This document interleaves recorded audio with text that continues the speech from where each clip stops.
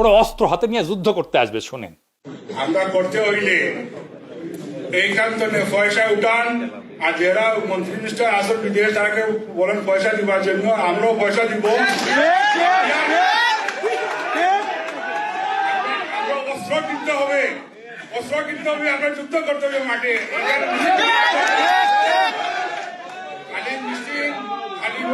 মিছিল করলেও চলবে না, আমরা অস্ত্র ধরতে হবে, আমরা মাঠে নামতে হবে।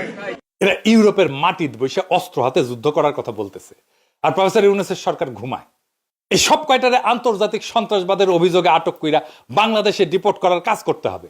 এটা পররাষ্ট্র মন্ত্রণালয়ের কাজ।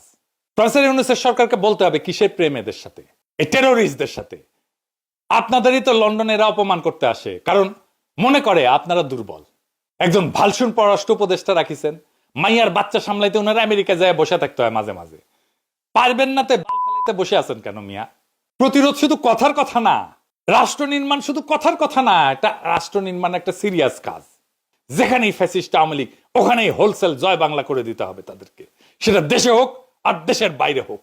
ইনকিলাব জিন্দাবাদ।